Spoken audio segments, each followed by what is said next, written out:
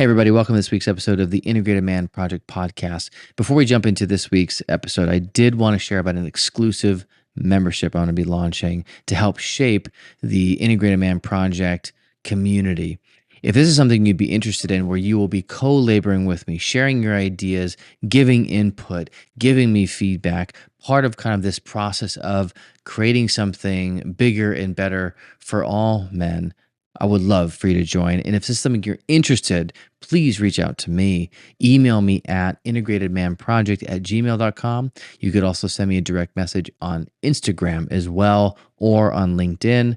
I would love for you to reach out to me. I would love for you to be part of this exclusive group to help, again, shape and form this Integrated Man community.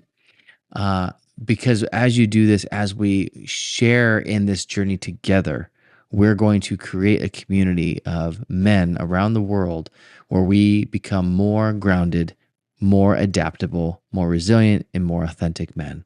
So come on and join. If you're interested in this, please reach out to me. And without further ado, let's get into this week's episode. Welcome, everybody, to this week's episode of the podcast. I have a good friend of mine, Steve, on. If you haven't listened to the previous episode with Steve, go back through the archive to find our very first episode. I don't actually know the number off the top of my head, but I'm going to link it in June the description. 2022. Was it that? Wow. You have a better memory than I do of my own podcast. I just looked it up. That's why I looked for the link in an email, and the last one from a couple of years came up. So that's how I know. Okay. A while ago. I thought you had a photographic memory there for a second. I was like, I should have dang, said that. there's a superpower that I did not know that Steve had. So there you have it. I'm excited to have Steve back on again. It was great to have him on the first time. I'm excited for the second round. But before we jump into the topic tonight, hey, Steve, can you just tell the audience a quick bit about what you do, who you are, kind of what's going on for you? Yeah, I'm a fitness coach. I'm on Instagram and TikTok as Dad Bod Steve. So I help busy men get fitness as a bigger part of their lives. I help them with mindset, with workouts, with nutrition, and everything that's going to come with living a happier, healthier life in a sustainable fashion. And initially, when we met about a year and a half ago, the algorithm popped him up in my feed as Dad Bod Steve. And so I remember initially following him and then reaching out and like, oh, this is great. And so we had conversations back then, and I wanted him on again, really based upon kind of exactly his philosophy, what he just shared. Being the podcast, being this coaching business that I'm doing of the Integrated Man Project, what Steve just laid out, what he does is very much in line, where his primary focus is more on the physical fitness, but he integrates the other aspects. And my side is more of like the mental psychological piece, but then I'll talk about fitness, I'll talk about those things, but that's like not my expertise. So, similar, we're kind of in the same space, but we have different areas of expertise. But I want to have him on because I think what he's doing is so important, because it really is about holistic living, holistic health, being healthy in all these arenas, psychologically, physically, socially, spiritually, all these arenas. And it's so important. And what Steve is doing is, while his primary thing is the physical fitness, he's looking at all the other areas too, not only with his clients, but with himself. And so without kind of further ado or more introduction, we're going to jump in the topic. So I guess generally speaking, Steve, when you hear the word kind of being integrated, what does that mean to you in your own personal life as well as the men that you work with? Yeah, well, whenever somebody joins my program, they think that maybe I'm just going to give them some cool nutrition tips or some killer workouts. And yeah, they get that. But you really got to incorporate other aspects of your life, and if you want to have full balance. So yeah, you want to take care of your body, but you also want to make sure that you're balancing that with everything else you got going on in your life. You got relationships, you got a professional life, you probably have some form of spiritual practice, and you can't just all focus on the physical fitness aspect. Your life's not going to go well. You got bills to pay. So, but what I've found is that when you're constantly improving in all of those four general categories, then everything gets affected on a positive level. And that's really the best way to live your happiest, healthiest, most well-rounded life. Yeah. And I also see that with the men that I work with within my clinical practice as a therapist, as well as kind of in the coaching side when I'm doing kind of the mind body work with them, is that it is kind of examining, just like you, is, people come to me and they think whether it's therapy, they're going to get just therapy or kind of mind body work within the coaching. But it is, I part of the conversation is the same thing, is assessing all these areas of life because they all interplay and overlap and impact one another for better or for worse. I've worked with a lot of men who might, for example, be maybe killing it at work. Maybe they're making the sales, they're improving there and they're going up in the company ladder, or they're doing well in their business. But then when they come to me, there's something missing, right? And there's something else happening. Maybe their social relationships are going down, relationship with their, girlfriend, partner, spouse, whatever, their kids is not going so well. Maybe they're drinking a ton, but they're in one area, it looks like they're successful, right? Yeah. And the standard of what we see as being successful, but behind closed doors, there's a lot of difficulty and stress. Are you seeing that with a lot of the guys that you come to see you initially? Yeah, 100%. And my argument is always, well, you may be doing well at work, but how much better are you going to be doing if you don't get home from work and you're just totally drained? And you're not totally drained if you actually have energy because you're taking care of your body, you're eating nutritious foods, you're not relying on alcohol to alleviate your stress. You come home and you're actually happy to see someone, the person that you're going to see, because you have a strong relationship. So yeah, just because you see someone maybe doing well based on their Instagram pictures, that's the highlight reel. You don't get the full picture. So what we want to do is make sure that guys are taking care of all those other aspects, because yeah, you may be doing well with your career, but you're going to be doing even better when you take care of everything else that you may not be paying too much attention to right now. And with that said, with the guys you're working with that come in, what's some of the common themes that you're noticing in their life that is kind of out of balance or not really integrated as when they initially come and do an assessment with you? Yeah, usually it's the type of thing where guys will start families and they'll start focusing more on their career, so their personal health goes on the back burner. And it's not like they gain 30 pounds over the course of 3 months. It's over the course of 5 years, 10 years, a pound, 2 pounds, 3 pounds a year. And next thing you know, they look in the mirror and they don't even realize how bad it's become. So they say, man, I'm sick of feeling like a piece of crap. Their words, Hmm. not mine. I need to do something. I've been following you for a while. Help me get this handled. So it's my job to help them fit fitness into their life without totally doing an overhaul. They still have to go to work. They still have families to take care of. Now we just have to figure out how to integrate fitness into it so that we solve this problem that they're having. So they have many more high energy, healthy years ahead of them. No, yeah, yeah, you're right. I mean, it's interesting you said it that way too. That's often a slow decline, a slow trickle effect over the years, over not just 3 months, but years of that. And I see something similar too within relationships, or I do a lot of couples therapy, for example. And often what I'll see is when a couple comes in, especially when they're in crisis, it's not, hey, in 3 months something's gone awry. It's been years of kind of a slow process of Yeah. not connecting as much, and now they're 5 years in, and it's now they're miles apart. But if they would have came in much sooner, Yeah. it just would have been a misstep. But it's been like this kind of slow decline, and I see it a lot with a lot of things too. Themes of that kind of, it's a slow degradation over time. Now eventually we're way off course, Yeah. way farther, down the road. It's those Right. small changes in trajectory. So you point a Mm. ship 1 degree, 2 degrees in the wrong direction. You don't even really notice it until a couple days later, a couple years later on the journey, you're on the wrong continent. So it's not Yeah. about trying to get back on course right away. It's about changing the trajectory so that another year, 2 years, 3 years, you're actually in balance and taking care of yourself. Those small changes in trajectory compounded over time yield huge results. And that's really what most guys are missing. It's just replacing a couple of their bad habits with a couple good ones, being patient, and then over the course of a relatively reasonable period of time, they'll look in the mirror and they'll be like, "Oh wow, yeah, I totally look different. I feel all from these habits that I changed." Yeah.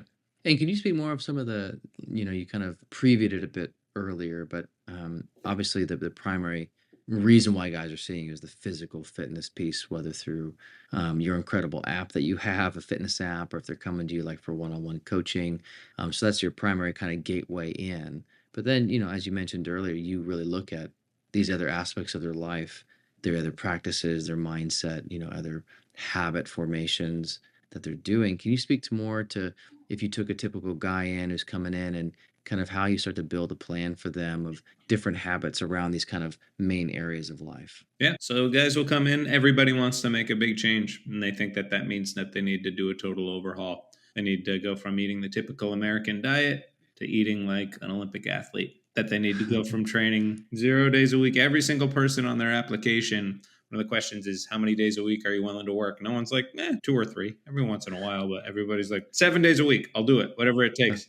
That's not going to work out well long term. So the very first thing that I have guys do is before they do any type of physical exercise, they do mindset exercises where we Mm, set some long term goals, short term goals, get really, really serious, do a deep dive on why you really want to do this. It's got to go beyond superficial reasons. If you're just trying to get in shape for a vacation that you got coming up in 3 weeks, listen, man, that's not going to move the needle mm, very long. So we have to get really, really serious with some really, really deep reasons as to why you want to change, some short term, medium, long term goal setting. And then once we have that, once we kind of have that destination, and it's just all about reverse engineering how to get there. And the best way to get there is, well, if we have a lot of time, we have to factor in that habits take a long time to change. So mm. we don't want to change too many habits at once. We want to start really, really small. So maybe Yeah. start just by implementing some basic intermittent fasting to control calories a little bit. Then a few weeks down the line, we could look at, all right, let's get some protein on your plate every single time. You could still do what you're doing. We're just going to make these small changes. Then, all right, a couple weeks after that, let's take a look. Do you have any vegetables? All right. Don't worry about taking anything out. Let's just add some vegetables. And what we find is when we change little habits over time, you're a lot more likely to stick to it, especially if you have a big important reason. The Mm, long term outcomes are a lot better the way that I design my program versus what guys try mm, on their own. What I found is that the intuitive approach to getting in shape is often wrong because you want to mm, do everything all at once. It's almost like the more you want to change, the better you want it, the more likely you are to fail in a lot of cases. Because the last thing you're going to want to do if you have a really important reason to change is be rational and want to go slow. You want to get there as fast as possible. And starving yourself, doing a ton of cardio, you may be able to get away with it for a couple of days, but long term, it's not going to pan yeah. out, my man. And can if we slow it down a little bit and talk more about some of the deeper reasons, what are like maybe the top two or three things as you kind of like get past more of that?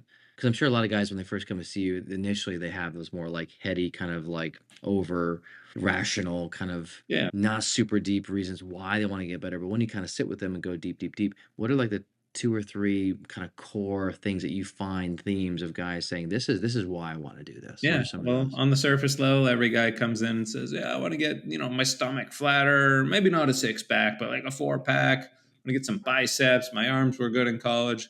I go, "Great, man. Who doesn't want that?" But the biggest reasons, it's different for everybody. What's gonna be personal for somebody may not be a big deal for someone else, but usually it comes down to longevity, family, being there. When guys have families, that's a big driver. They want to be around for a long time. They want to be around for not just their kids, but their kids' kids.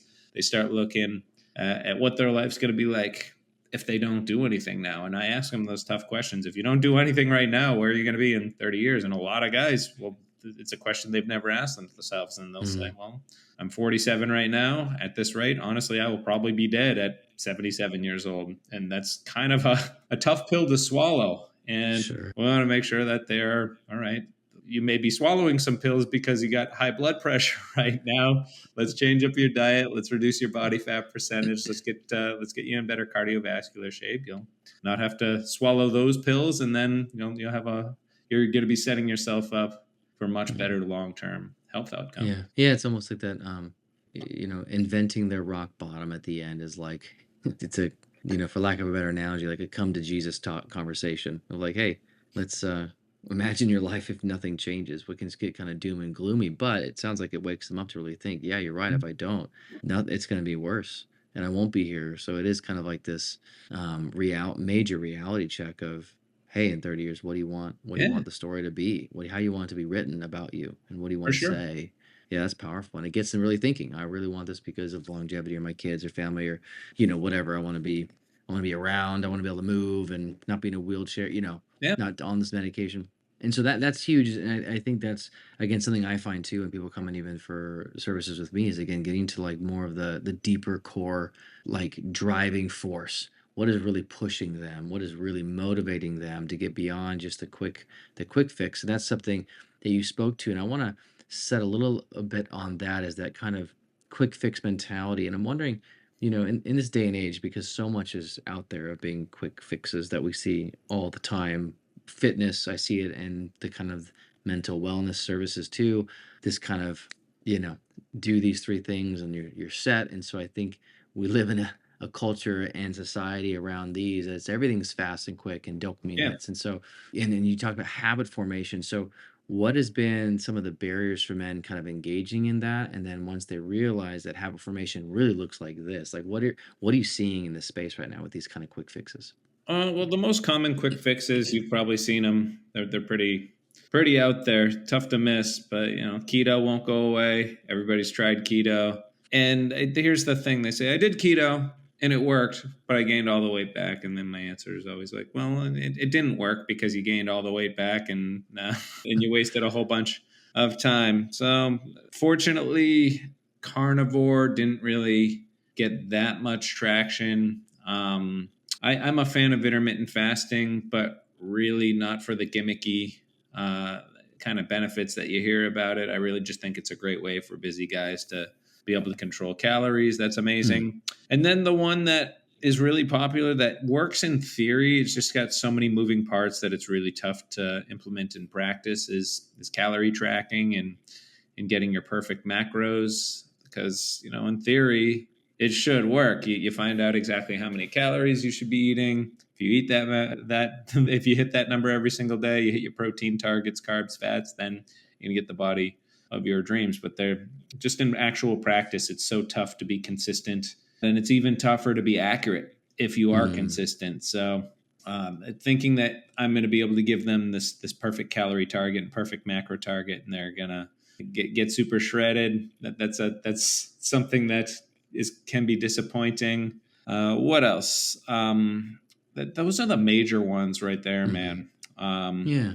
but what we found is that really everybody, all of the trendy diets kind of have the same core theme that makes them successful if they are successful is get rid of eating stop eating so much crap, get rid of the ultra processed food, focus on eating stuff that your great grandparents would recognize. um, Paleo-ish, lean proteins, fruits, veggies, whole grains. And it's boring, man. The stuff that works is boring, but people don't want boring. They want a gimmick. They want something magic. They want a Hmm. hack that only insiders know about, that the mainstream doesn't want to tell you about. But this study showed that it actually does this and blah, blah, blah, and insert buzzword. And I'm going to scare you out of eating these kinds of foods because they do this, and you thought they were healthy. You thought vegetables were healthy, but they're actually stripping you of the nutrients because of oxalates and blah blah blah. Don't eat oatmeal. Don't get me started on that stuff, man. I know. I've seen some of your reels on the oatmeal thing, because I know that's a big, hey, this is bad, that Don't whole mess with thing. oatmeal. I love Yeah, my oatmeal. I know. You've done some good. I won't name the person, but there's a person that you've done some uh, uh, I uh, will. real videos on a doctor out there, and Doctor. yeah, sorry, doctor. Yeah. Good, and it was pretty good, because yeah, again, it's this kind of I have the secret weapon, and for him, it probably does work. And I think you said that in your reel that, hey, maybe for him, what he's doing is working for his body and his lifestyle. It's working for his Um, bank account, man. and it's working for his bank account, right? Right. But I mean, it is. But for him, if he is doing what he's saying, for him, he probably feels good, right? Yeah. To some degree, and it's working for him. And I think to some degree, I think we define what works for us on our lifestyle. Whether it is maybe carnivore works for someone, that's their lifestyle. Here's the thing, Great, and you and know. it doesn't really matter the mechanism. Anything that helps you lose 20 pounds, 30 pounds, 50 pounds, and gets you to a healthier weight, better blood lipids, then I am all for it, man. If it's some Right. obscure diet where I don't know, you're just eating bacon and grapefruits, I'm not saying to do that. But that's the thing that works. You went from being 300 pounds to 108 pounds, and you're exercising, and your blood Yeah. work looks great. Dude, you can sustain it. I'm all I'm all for it. So ultimately, you got to find what works for you is the most important thing. Right. Yeah, And and I think that's what I was saying is whatever works for you. And hey, maybe AI is listening, but if bacon and grapefruit becomes the next fad diet, we know that you planted the seed in the AI model, and it took that and is now putting that out as a deep fake of like, Steve is this is the new diet. It sounds appeasing. I mean, I love grapefruit. I love bacon. I mean, I'll I'll do both. And then yeah, I'll be a shake version of it next. And can you speak a bit more about, I think, habit formation? I think a lot of our culture, especially the upcoming generation, I think a lot of us are so stuck on even these fad and quick fixes that I think we misunderstand what habit formation really looks like. Can you speak a little bit more about that? yeah, so I don't want to claim to be a super expert on this. I don't have a PhD in habits, but I read a couple great books on it that really inspired me. One of them was The Power of Habit. I think the guy's last name was Duhigg, Charles Duhigg, I think his name Mm, was. yeah. And then the one that more people know about that became really popular was Atomic Habits by what was that, James Clear. Just really, really brilliant books. And I'm not going to summarize them right now, but the main key takeaways that I got were that, yeah, your brain loves the status quo and it really hates change.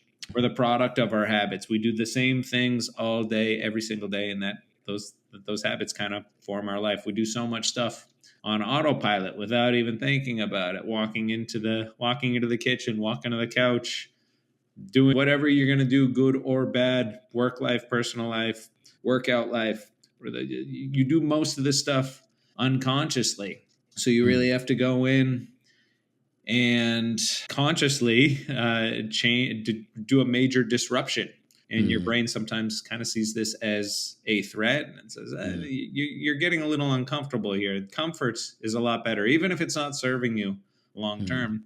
Those habits are comfortable. Your brain loves the yeah. status quo. That being Mm, said, your brain hates change when it comes to that. Even if it's serving you, even if it's going to make you healthier, even if it's going to make you more money, even if it's going to get you an ideal partner, it's going to make you afraid to talk to that girl. It's going to make you afraid to do that extra sales call. It's going to make you not want to go down and do those extra push-ups because it's unknown, mm, it's uncomfortable. So what you have to do is, because your brain hates it so much, you can only change a little bit time, and you got to wait until that thing that you're forcing into your life, forging into your routine, becomes basically automatic until you even think about changing the next one. And mm, after reading that, after learning all of that and realizing, yeah, this is kind of how my brain has been working. It's kind of how my life has taken shape. It's kind of how I got both my good habits and bad habits. I was like, there's something to this. So I tried to kind of design my coaching program around that, and it's worked really, really well for the guys that latch on and do the work,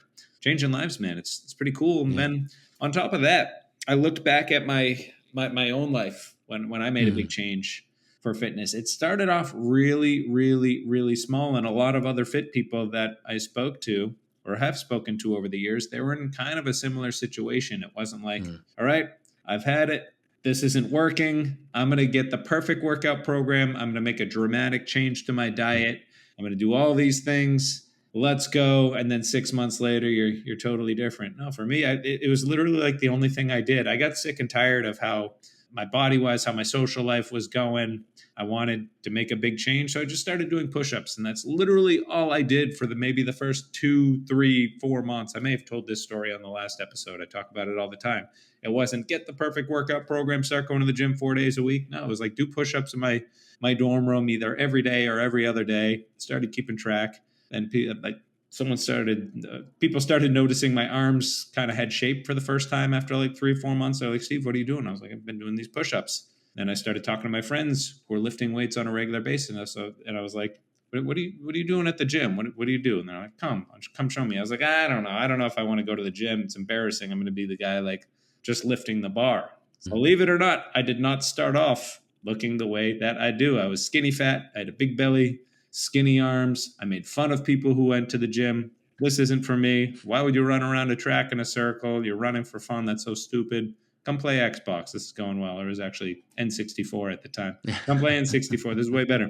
yeah. My point is this: I didn't do like macros weren't a thing. Keto wasn't a thing. Maybe there Mm, was some form of low carb. I'd never heard about it. Started doing push ups, started eating more protein, That's really all I did for like the first 6 months. Then I finally got to the courage to go to the gym. I started doing really, really basic routines. First year, 2 years. Then I learned how to actually follow a workout program. Then I discovered creatine. And then the things that guys try to do in 1 week took me 3 or 4 years, slowly building out to actually successfully implement in my life. And guys wonder why why they Yeah. can't be successful when they're trying to do 4 years of habits in 4 days.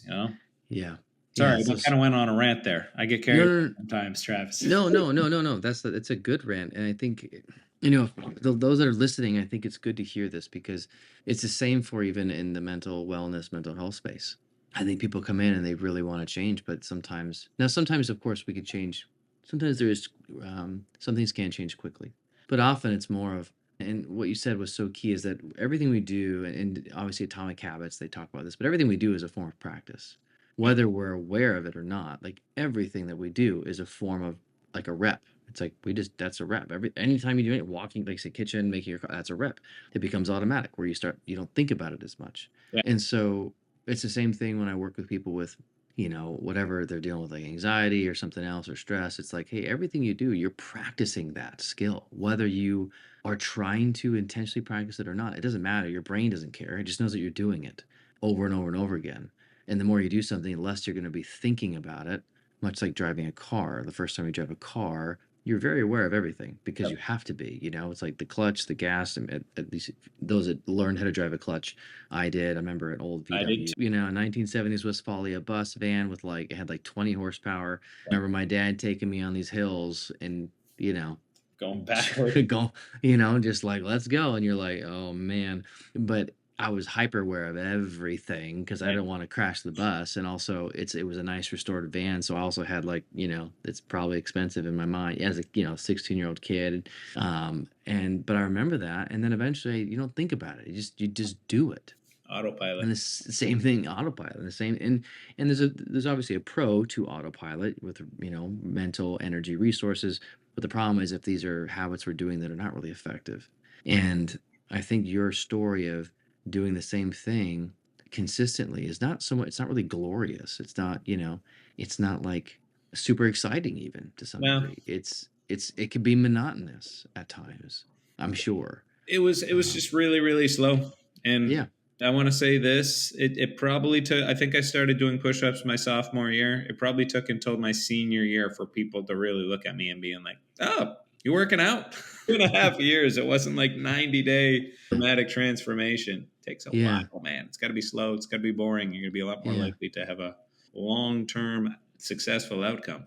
Well, and I think that's the whole point is that when you do the long term, it's going to actually work. Going back to that, earlier where you said is like, hey, keto worked.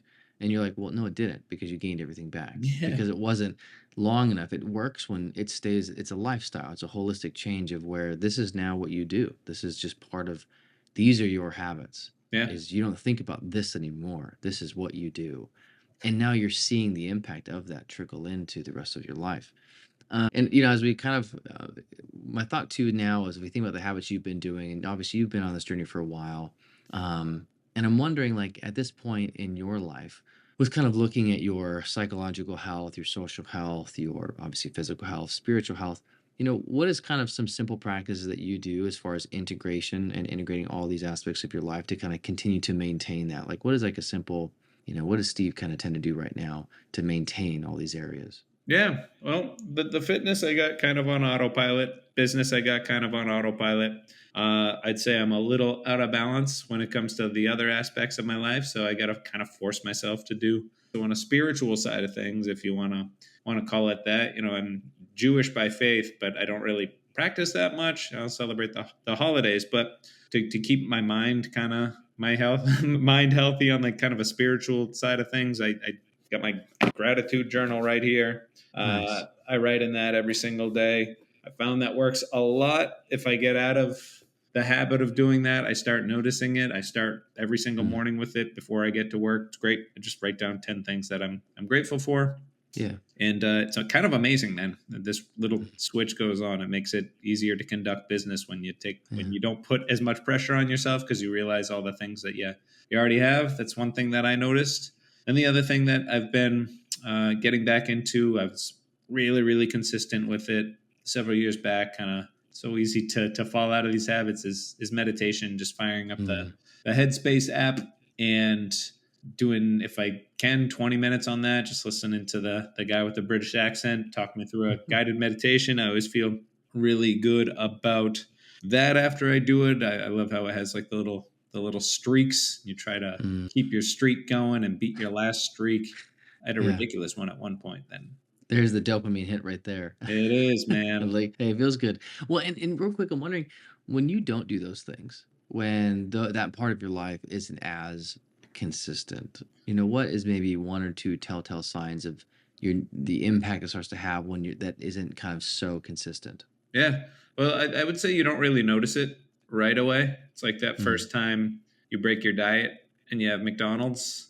Doesn't really do anything in the grand scheme of things, but you start having McDonald's every single day, 60 days go by and you're like, "Oh man, I really do feel like crap." So I would say the first word that comes to my mind when I don't do those things is anxiety. That's Mm. the first word that comes up. I'm pretty anxious by nature, but I've gotten a lot better at handling it. I got it under control, but largely in part because of the structure I have, and I need to have Yeah. those things built into my day. I need to have that structure, or else being anxious all the time isn't good, man. It affects your Mm. sleep. When you're not sleeping well, you wake up the next day, you can't work well, you want to skip workouts, maybe you don't eat as well. So everything just kind of starts to crumble. Everything has its place, and if one thing falls out of line, then it's only a matter of time before the whole tower crumbles. So, Mm. like I said, it doesn't happen right away. You skip one day of meditation, you're not going to notice, it's not going to change anything. But after a couple of weeks, you start realizing, oh, my thoughts are all over the place. I don't have any Mm. control. I'm not doing any type of checking in with my body. I'm feeling on edge all the time. I find myself pacing. Let's Oh, get this back in order. Those are the main things that first come to mind. I could talk about. I could go on yeah. that for a No, while. that's But great. I'm just No, getting and this weird no, and subconscious yeah, thing. no, and I appreciate the openness and vulnerability of sharing that, of just, as guys are listening, it's like we all have something when we are out of balance, like you said, it's not always a quick, immediate result that we're going to see, but over time, we all have our own. And it's gonna have an individual impact, and for you, it's more of that anxiousness, worry, kind of like edginess, and that's unique to you. And for some guys listening, that might be yours. That might be where you go. You might get more in your head. You might be more stressed. For me, what happens to me is my patience threshold gets lower. Yeah, So my capacity to maintain a calm collectedness, especially as it pertains to my family sure. and my kids and my parenting, goes down. Um, and I'm more easily put into a frustrated state. And so that's what one of my big tells is like, oh yeah, I have not been consistent. I need to get back, because when I am, just like you, it actually increases my capacity to maintain a collected state. Frustration tolerance is much higher. I could tolerate a lot more. I could lift more of that, so to speak, and hold more of that, especially if I have three kids all melting down. It's like that's a lot of energy, and if I'm not caring for myself, it's going to impact them and how I engage them when they're needing me. If they're all dysregulated, well, then if I'm not taking care of myself, if I'm dysregulated, I'm no I'm no good to them. I can And so imagine that's you're gonna feel usually, that and sense that as well. I feel it in my chest. I could feel my heart rate. Yeah. I could feel my breathing change. I feel like like racing thoughts and flooded, where it's just hard to think clearly. I get edgy. I can get kind of like I want to get out. Like I feel like sometimes like I need to move. Um, and so for me, it's like, oh, I haven't been consistent lately with, my meditation, my prayer, my journaling, my mind practices. And when I get back into that rhythm consistent, it's like it's a total, and it doesn't take me long anymore to kind of get back and notice the effects. It's kind of nice. It's almost like the recovery is much quicker. I don't have to spend, a year of the habit. It's like I notice it, and you're like, oh, I can breathe more. I'm able to move through this. I'm not as agitated. Yeah. And so I appreciate you sharing yours, and it got, those that are listening, it's like, hey, we all have that sign. So it's learn to pay attention to yours, whatever that might be for you. Maybe you're watching more Netflix, maybe you're eating more, maybe you're drinking more, maybe, whatever it is for you, to pay attention, because that's a sign that something is off. And in a way, your body's trying to communicate it to you. It's trying to like say, hey, we got to do something's out of whack. You know, you're not in balance. And so it's going to impact, all the other things. And so, and obviously this is maybe not an obvious question, but I'm wondering, when you get back to your journaling and gratitude journal, how does that impact even though your fitness is kind of on point, right? That's a habit. But do you notice a difference or change in how you engage in your fitness activity and physical activities when you are doing your gratitude and meditation practices versus not? Do you see an impact there, or a change at all, or not really? I don't think so. I Yeah. notice it in other areas of my life, but it Okay. doesn't. Fitness is so on autopilot right now. Like I'm Gotcha. really, really lucky in the Okay. fact that that's one thing I've Mm, made this really strong positive association with working out. I love it. good. People go see you and talk to you. That's their therapy. Good part of my own personal mental health is going to the gym. That's almost like seeing the squat rack is my therapist. a lot of a lot of senses. One thing I also should bring up that's helped me a lot is just positive visualization exercises. I try to do that before I go to bed. Yeah. You hear all kinds of manifestation woo woo stuff, but I really do feel a lot better when I visualize things that I want and think Mm, about them like I already have them. It really does take anxiety away, and I've been mm, able to kind of bring some cool stuff into my life from doing that. It's that whole act as if mantra. You could write yeah. it off all you want, but I've seen it, I've experienced it, and I've learned and been mentored from some people who have really benefited from that. And if I don't do that, if I Yeah. start dwelling on what I don't have, doesn't feel good. But if you start thinking about things that you already have or things that you want and envision yourself like you and feel like you already have Mm, it, and it makes your day go by a lot better. You work a lot better, and life is just better in general. yeah. So if I manifest a six pack, it's gonna happen. Honestly though, if you really do want a six pack, you do have to start thinking of Yeah. the put yourself in the shoes of someone who Mm, has it. What do they do? yes. What does Yeah. their life look Yeah. like? And then you kind of have to just reverse engineer it Yeah. one habit at a time. So there's truth in Yeah. that. If you keep telling yourself, "I'm not a six pack guy," but here's something that is easy to envision, and here's kind of how I implemented it into fitness. Do you know the concept of progressive overload? Yes, I do. All right. So, Tell it to the listeners, yeah, because they in may the not weight know. room, in order to Yeah. get stronger, when you first start lifting weights, you can get pretty strong pretty quickly without really tracking that much. But as you get more advanced, you literally have to like keep a notebook or a fitness app and start tracking your workouts. And the goal is to just try to do a little bit better than your last workout. So if you did 10 reps on bicep curls in this workout, the next week you come back, you want to get that 11th rep. So it's really, really tough to envision yourself or feel like you have a six pack or Arnold Schwarzenegger arms, but you can feel like the type of person that can do one more rep. And then when you go in with that mindset, you say, I did 10 last time, but I'm going to get that 11th and I'm going to grind and I'm going to do whatever I can.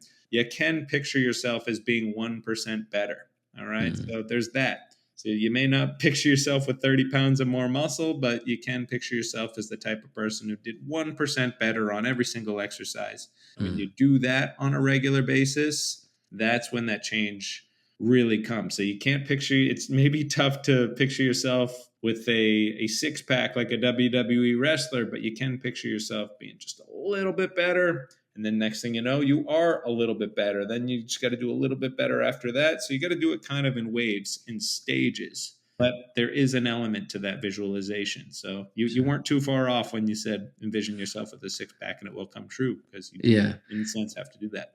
And I agree. I was doing a little tongue in cheek there of, Yeah. I'm going to manifest this, 10-figure salary. I mean, there's a gimmick to it for sure that I think people market it and misuse it. But I do agree that I do a lot of visualizations too. I mean, so I'm a trauma trained EMDR therapist, and a lot of what we Oh, no do, way. by the way, yeah.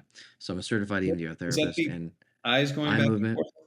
No Yeah. way. That's cool. I just learned about that. Yeah, it's really, really effective. But and part of what we do in that is, as you're reprocessing, sometimes we do this thing where part of the reprocessing a past event is we imagine a different outcome, an often more positive one. Yeah. And, while our brain can't tell the difference between like real or if it's imagined. It Mhm. just knows that it's like seeing it, Yeah. right? And so just like as a quick example, a lot of people that come in my office or even maybe clients you've seen, they'll stress out about something that hasn't happened yet. Like Yeah. and they'll feel physical worry now. They'll feel anxiety now. They might even have physical responses like gut. They might have a hurt stomach. They might feel sweaty. Their mind might be racing. And so it's almost as if what they're thinking about, worried about, is already happening physiologically, mentally, and emotionally, but it hasn't even happened. So just like the whole with, thinking positively. So I do believe that what we think actually does matter because we have an actual, it impacts us now physically, emotionally, even behaviorally. And so part of EMDR, for example, is when we're doing past work, is we actually envision with the reprocessing is like, what did I actually need? And then as it does that, the body starts to shift, the emotions shift, the cognitions, what we believe about ourselves begin to shift. And so it's almost like it's healing that because we're giving the gift of what we actually needed. And our brain's able to kind of reprocess that and say, oh, I'm able to give that gift to that past experience now. And in a way, it's healing it. And I'm able to move on from it. It's no longer a problem anymore. It's not stuck, right? And obviously, there are things happening, but that's a component Yeah. of this visualization. And so I totally believe in thinking positively. And this is what like pro athletes do. I mean, they envision catching the ball. It doesn't mean they're going to catch the ball every time. It's not like if I envision it, it's always going to come true, but it's more about the neurochemicals that's happening, the physiological response, the stress response, all these things are Yeah. actually increasing positive hormones, positive body sensations. And so let's say, for example, if they're in a match and they drop the ball, they're more likely and quickly to recover and keep going versus like, see, I told you you're going to drop it. Mm. And then, right. I mean, that's what the yips is in baseball, right? It's like it's a mental game of defeating themselves that they can't do it. And it's all fear based. And so they're so afraid of something happening that it does and becomes a self fulfilling prophecy. Yeah. So part of what you're doing is you rewire the brain and retrain it. Say, well, imagine hitting it. What is that going to feel like if you hit that ball? Oh, it's going to feel great. Okay, go with that. What happened? And how do you think people are going to think about you? Same thing with imagining, the six pack. So I did it tongue in cheek, but there is a truth to it, and I Oh, fully believe in 100%. Well, I think I first it. learned about it from Arnold, and he had this old biography called Education of a Bodybuilder. I think he Mm, published it in like 1980. I read it in like 2000. He talked about envisioning winning Mr. Olympia. And then it mm. may have even been Atomic Habits. I read so many books like that, but they were talking about Michael Phelps and his Oh yeah. coach, and they used to call it watching the videotape. And his coach would say, Michael, put in the videotape and watch it. And he would envision himself winning these races, not with just but winning, but like have exact times, and he would hit those exact times that he Mm, envisioned. So yeah, it does get kind of abused in the sense that people will read a book like The Secret and think like, oh, if I just put a picture of a Ferrari on my wall, I'll get a Ferrari. But it doesn't work yeah. like that. But No, no, no. a lot of people who are high achievers, they had a really clear vision of what they wanted, but then they put in the work to get there. They had the drive. They had a really big reason to get that thing, and they came up with a game plan. Then they worked their Mm, ass off. So it started with the vision. It wasn't just a Ferrari appeared in their driveway one day. It was like, I want the Ferrari, I want the mansion, I want this, and this. yeah, I'm going to need this much money. So my business yeah, is going to have to make this much money. I'm going to have to do these things, or I'm going to have to practice this much. That's how it really works. It doesn't just yeah. come out of thin air. No, you're right. You're right. But I'm glad you brought that up because I think that is a thing that I do myself, and also I teach all the clients because there is something so powerful about that because so many people I work with have such bad thinking. They're so critical, Yeah. and that really can take out any wind in their sails before they even begin.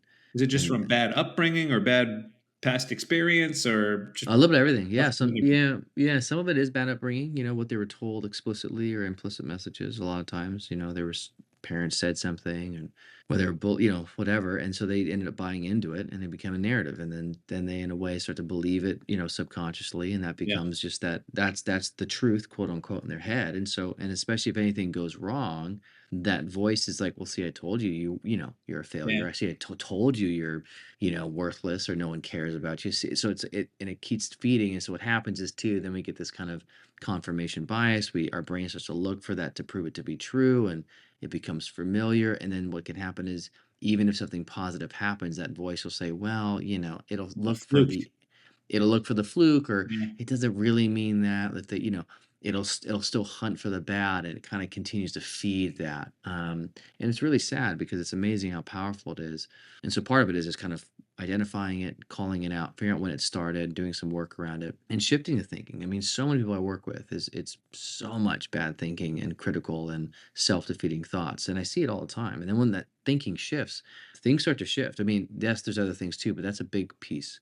And envisioning a different future really is powerful. It really is. And it Yeah. really does affect neurotransmitters and dopamine, serotonin, and, motivation and body and all these things. And they have to do the work, though. They do. Absolutely. There is a work component for it. So anyway, with that said, as we come to a close, I'm wondering, where can we find you if people want to work with you or get the app? Where you at? Yeah, so there are a couple different ways to work with me. The first thing I'd say is go on Instagram, give me a follow. I'm posting free videos 5, 6 days a week. I try to make them as valuable as I can. And you can follow me on Instagram, dadbod_Steve. And I'm also on TikTok. If TikTok stays here, hopefully it does. Oh yeah. I'm on TikTok as dadbodsteve, all one word. If you want to get my free fast start guide, I came out with this PDF a couple months ago. Very high value stuff. You go to goodbydadbod.com. I'll send it to you. And if you click on the link in my bio on Instagram, you'll see a link to my app. It's a premium app, workouts. I do a weekly video, a Q&A. I call it Dad Bod Monthly. And right now I'm offering a 2-week free trial. So take advantage of that. Get some free workouts. Get some free interaction with your boy, Dad Bod Steve. Yeah.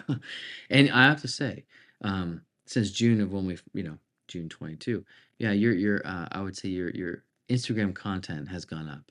Thank you Like very the much, man. Yeah, I obsess over it. That's where the anxiety comes in. I always got to yeah. do better. So I really It's appreciate that, as has No, you. it's good. Yours has Oh, thank been you. yours has been great too, and I Thank you. love what you're doing. Love the Yeah. rebranding, and I'm excited for Yeah. what you're going to be doing in the future. Yeah, man. Well, thank you, Steve. And guys, if you're watching this or listening, all the links will be in the description below, directly to his Instagram account, to his website, to the app, all those things. And of course, reach out to him, give him a follow. He's a nice guy. He'll reach out to you, and he'll give you a point in the right direction. So thank you, Steve, and you have a wonderful night. Thanks so much, Travis.